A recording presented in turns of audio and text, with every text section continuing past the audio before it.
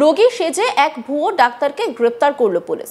বুধবার 21শে মে আমতা চন্দ্রপুর ফাঁড়ির পুলিশ উত্তর 24 পরগনার বসিরহাট থেকে ইন্দ্রনীল বোস নামে এক ডাক্তারকে গ্রেপ্তার করে। যদি পুলিশের ধারণা এই ডাক্তার তার আসল নাম ও পরিচয় গোপন করছে। চলতি বছরে জানুয়ারি মাসে আমতা চন্দ্রপুর ফাঁড়িতে কলকাতার এক সরকারি হাসপাতালে ডাক্তার অভিযোগ দায়ের করেন যে তার নাম এবং রেজিস্ট্রেশন নম্বর ব্যবহার করে কোনো এক ব্যক্তি আমতা ছোটপোল এলাকায় একটি ওষুধের দোকানে ডাক্তারি করছে। অভিযোগ পেয়ে চন্দ্রপুর ফাঁড়ির পুলিশ তদন্তে নামে। এক তদন্তকারী অফিসার বলেন, চিকিৎসকের রেজিস্ট্রেশন নাম্বার সংশ্লিষ্ট বিভাগে যাচাই করা হয়। দেখা যায় যে চিকিৎসক পরিচয় দিয়ে যে ব্যক্তি আমতায় চিকিৎসা করছেন তার সঙ্গে আসল চিকিৎসকের কোনো মিল নেই। পরে পুলিশ ওই চিকিৎসকের খোঁজ করতে থাকে। বুধবার 21শে মে পুলিশ সাদা পোশাকে বসিরহাটের একটি ক্লিনিকে পৌঁছয়।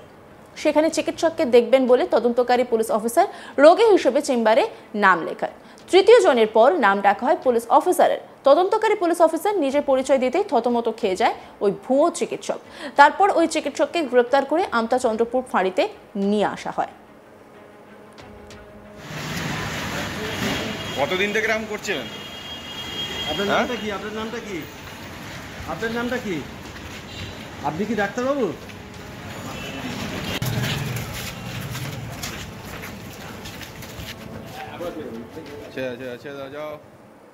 বৃহস্পতিবার তাকে উলুবেড়িয়া মহকুমা আদালতে তোলা হয়। তাকে 4 দিনের পুলিশ হেফাজতে পাঠিয়েছেন বিচারক।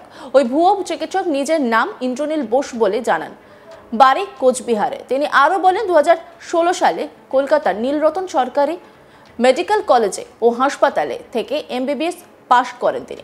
পরে তিনি MD এবং অন্যান্য ডিগ্রি অর্জন করেন। এমনকি নিজেকে SSKM হাসপাতালের ডাক্তার হিসেবেও পরিচয় দেন।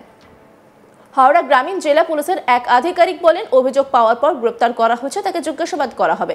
তার আসল পরিচয় জানার চেষ্টা চলছে।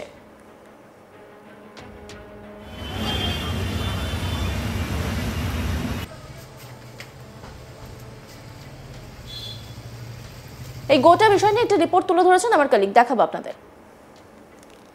হাওড়া আমতার চন্দ্রপুর ফাঁড়ির পুলিশ একজন ভুয়ো ডাক্তারকে অ্যারেস্ট করলো বসিরহাট থেকে। এই নিয়ে কমপ্লেন করা হয়েছিল হাওড়া আমতা চন্দ্রপুর থানাতে।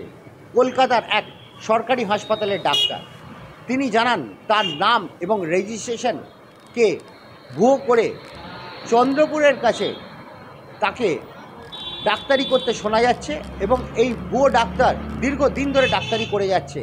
এর ফলে মানুষের কিন্তু প্রবলেম হতে পারে এবং এই প্রবলেম থেকে অনেক বড় জায়গায় যেতে পারে। চন্দ্রপুর ফাঁড়িতে যখন অভিযোগ দায়ের হয় এবং অভিযোগ দায়ের হওয়ার পর চন্দ্রপুর ফাঁড়ি যখন তার তদন্ত শুরু করে, তখন তারা জানতে পারে যে 24 পরগনার বসিরহাটে তিনি এখন ডাক্তারি করছেন এবং চন্দ্রপুরে একটি ওষুধের দোকানেও তিনি ডাক্তারি করতেন।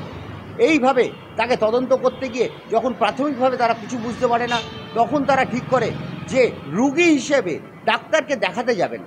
এইভাবেই সাদা পোশাকে পুলিশ কিন্তু বসিরহাটে গিয়ে সেই ডাক্তারকে রুগী হিসেবে দেখতে যান এবং রুগী হিসেবে দেখাতে গিয়ে তিনি যখন তার সামনে গিয়ে জিজ্ঞেস করেন আপনার সব কিছু, তখন সে থতমত খেয়ে যায় এবং সে নিজের সব কিছু ভুলভাল বলতে থাকে।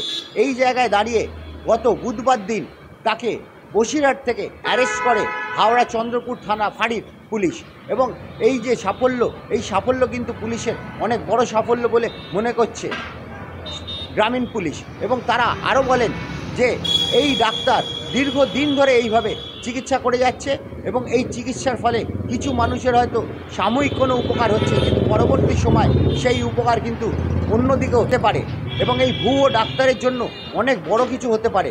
এইভাবে যে ঘটনা ঘটে যাচ্ছিল এবং যে ডাক্তারের রেজিস্ট্রেশন নিয়ে এবং নাম নিয়ে করছিল, তাই ইন্দ্রনীল সেন নামে সে ডাক্তারি করছিলেন এবং এই ইন্দ্রনীল সেন নামে ডাক্তারকে কিন্তু চন্দ্রপুর থানার পুলিশ উলবেড়িয়া মহকুমা আদালতে তোলা হয় বৃহস্পতিবার দিন এবং সেখান থেকে তারা তদন্তের জন্য আদালতের কাছে ডিমান্ড করেন যে এর থেকে অনেক কিছু জানার আছে, সেই জন্যই তাকে পুলিশ কাস্টাডি দেওয়া হোক বলে সেখান থেকে তারা জানান এবং সেই জায়গায় দাঁড়িয়ে পুলিশ কাস্টাডি পায় এবং সেই পুলিশ কাস্টাডির পরই তারা কিন্তু আরও তদন্ত করে জানতে চাইছেন যে তিনি কতদিন ধরে করছেন।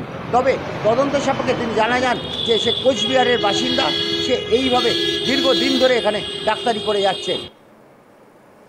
অন্যান্য খবরের আপডেটের জন্য অবশ্যই নজর রাখুন আজ তাক বাংলার ইউটিউব স্ট্রিমিংয়ে।